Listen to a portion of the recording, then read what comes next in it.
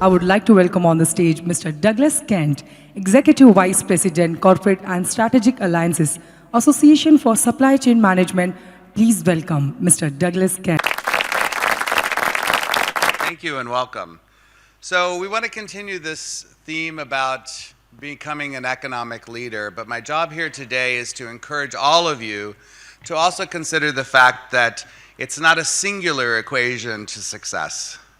It's actually a combination of driving supply chain sustainability as well, meaning that we have to give equal credence to the fact it's people, profit, and also planet that becomes important. So that's what we're going to talk a little bit about here today, hopefully. There we go. So again, just as my role as managing the corporate and strategic alliances around the globe, just want to talk to you a little bit about ASCM. If those of you, hopefully many of you know the Association of Supply Chain Management. How many have heard of us before? Please? Great. Okay, good. Then you may know we just hit a milestone of having over 50,000 members around the globe, operating now in over 100 countries. What I'm particularly proud of is the number of certified professionals that we have worked with across the world, but also the fact that we're not only interested in driving both talent development, but also helping organizations like yourselves transform their businesses to meet what is maybe considered to be the new norm. So we'll talk a little bit about that. I'm particularly proud, however, that we are also a signatory to the United Nations Global Compact, and we'll talk a little bit more about that relationship between our organizations. So as an organization, as I mentioned, our history, going back to 1957, is really about ensuring that supply chain professionals are keeping pace, which is what is needed of them.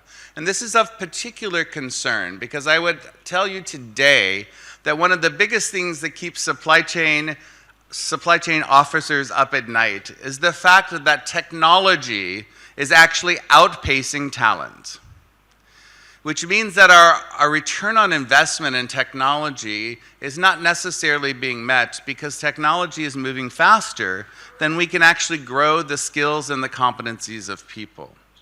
So we continue our focus to ensure that we're listening to all of you who sit in the profession to ensure that those skills and competencies are being addressed with certification, education, and training programs that meet the true needs of the organizations in which you work. That comes to the second part, which is focused on transformation. This is not an industry now, as supply chain professionals, we've really deserved and now have a seat at the C-suite table. Now, we can argue to say that the pandemic drove that. I would say all of you drove that, right? We actually deserve to have a seat at the table. We are no longer recognized as the back office incremental improvement department, right? We now can create new innovative operating models that allow us to actually grow revenue, not just improve the bottom line. In order to do that, we actually have to transform our businesses. We have to consider what that new operating model looks like. We have to address and integrate new technologies that today are being, as I said, introduced at a faster pace than ever before. We'll talk about some of those new technologies as we look at the top 10 trends which are impacting the supply chain today.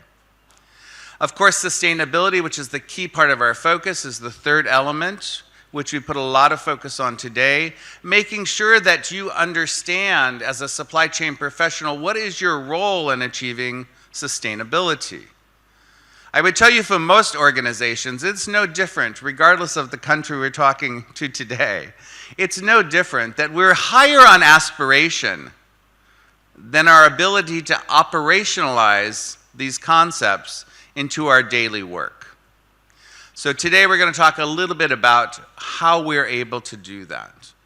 And the last, of course, is our foundation work. This is work around, for example, global health and workforce development. It's a sad statement to say that there are many communities in this world where I can be sitting in a remote village, a marginalized community, where every day I can go and get a Coca-Cola, but I can't get critical medicines and vaccines where necessary to keep my population alive. So we do a lot of work on the foundation side, particularly around global health, to ensure that that changes as well. And that really becomes the major focus of our business. As it relates to sustainability, we in the supply chain, of course, have a major role in achieving what is necessary for us to move forward today. We're sitting today in very unprecedented times.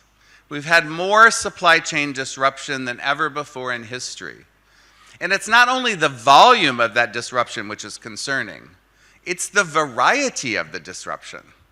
Right? It's economic disruption, it's climate change disruption, it's cybersecurity disruption, geopolitical events happening around the globe, which certainly impact us. And this is true, of course, here in this country, right? We're concerned about these macro factors which are affecting us. Whether it's the level of inflation, we're sitting here now just under 5% inflationary rates, which is within the India expectation of a 2.6%, let's say, range, so not so bad relative to that. We, of course, have a differentiated workforce, both formal and informal workforce that we're trying to keep chained. But here is the fact that India sits in a very unique position right now. From a geopolitical perspective, I'm sure all of you recognize the fact that there's this underlying what we call China plus one strategy, right? I was in China last week. We had a little different conversation. The China plus one strategy means because of the level of geopolitical risk and potential disruption, the fact that there are elections happening around the globe, not the least of which is in the US, if you've been watching a little bit about that, that has the potential impact of trade and tariff disruptions around the globe that impacts every country that is importing from China, and you're no exception here in India. India, however, is the largest recipient of the China plus one strategy. The two major countries are Mexico and India for different reasons. Here, of course, in India, you have the strength of having really put emphasis in talent around key areas, IT, software engineering and development, etc., which makes you a very strong potential workforce option within the China plus one strategy. We should recognize that and capitalize on that. As we see this as a great opportunity, of course, I encourage you to keep balance, that as we accept this new business opportunity and we drive economic growth here, we also do it, of course, in a sustainable fashion, keeping this equalized balance between people, profit, and planet. This is a view of our top 10 trends. We won't go through all of these, but please take the time to download this report. Every year within the association, we have a sensing committee that spends the entire year identifying what are key trends which are going to impact supply chain professionals around the globe. Right? How do we utilize artificial intelligence and really embed it such that we can actually reinforce the worker experience? This is not something we should be afraid of. This is something we should be adopting. Imagine that artificial intelligence has the potential to remove the mundane activities that a buyer or warehouse worker or a demand planner does every single day, and allows them to spend their day making the critical decisions of which their intellect becomes the most important factor. Of course, you see on the list, you see circular supply chains, green supply chains also becoming important. Circularity becomes a very important concept as we consider the challenges of what a circular economy is there to deliver. Why is it so difficult? Because this is the time in which the supply chain and the design chain actually have to work together. Because circularity can only be achieved at the time in which we actually design the product in such a way that it becomes repurposeful, reusable, not just recyclable. Our progression towards the SDG goals and climate change in particular is something that if you take a look at what happens from a scientific-based standpoint, it's impossible for us to recycle our way out of this problem. So what we do is also allow you the opportunity to do what's called a supply chain maturity assessment, to really take a look at these critical factors and understand whether or not you have the opportunity to identify clearly where there are challenges within your supply chain and where your strengths exist.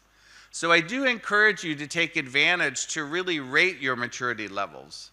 And this is something that we developed on our score-based platform that allows companies to actually assess their supply chain.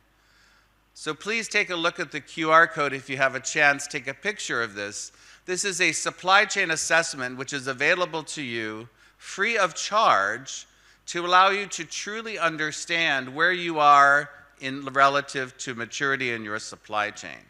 Take an honest look at where you are will certainly help you improve and actually allow you to achieve a better tomorrow with respect to that. Again, we can circulate that in the future. Many of you are familiar with the SCORE model. We've embedded within the SCORE model key concepts around sustainability which didn't exist there before, making sure that ESG, for example, and regulation and compliance, and also the circular economy is well referenced within that model itself. The other thing is to take a look at the supply chain sustainability standards. This is a confusing set of combinations of different guidances and standards that come across the globe. I call this alphabet soup, right? ESG and sustainability, all the different acronyms that exist around there. We have developed a set of standards which are supply chain specific, which again, like the maturity assessment, are available to everyone in the world. Our SCORE model, as well as our sustainability standards, which are specific to supply chain, are not tied to being a member of our organization. It's actually available to anyone in the world to download and be able to take a look at where their strengths are. There are critical areas within the supply chain, again, that we can impact, and we can tie those areas of the SDG goals also to the fact that we can relate those to what we call our global reporting standards. And within our standards, we've also tied those to the GRI goals, and we've made that connection for you. So what supply chain process connects to which SDG goal, which connects to which GRI metric that we can use as a measure of success. So come with us on the journey. Take a little bit of a look at what happens in what areas within the supply chain we can actually uncover and find the proper evidence of where we're actually meeting our sustainability goals across whether that's in planning or sourcing or fulfillment or transformation. There are areas in which we can actually validate where our SDG goals and progression within the supply chain are. Also within the SCORE model, we've added critical metrics into what we call our level 1 scorecard, so you can actually measure your success as well. It's a tough topic to try to complete very quickly, but I think I'm running out of time. So I just want to encourage you all to take a look at our different sustainability offerings, again, many of which are free of charge and that we've developed for the community at large to help you assess your role in sustainability. In a couple of days on June the 3rd, building a sustainable tomorrow, which is really around supply chain sustainable orchestration, I offer to any attendee here today to download the book that we just wrote that gets launched on Monday. There'll be a free Kindle version available to every attendee on Monday if you take a look at this QR code. And I hope you take the chance to join me on the journey to make sustainability within supply chain not just an aspiration, but a reality. Thank you very much.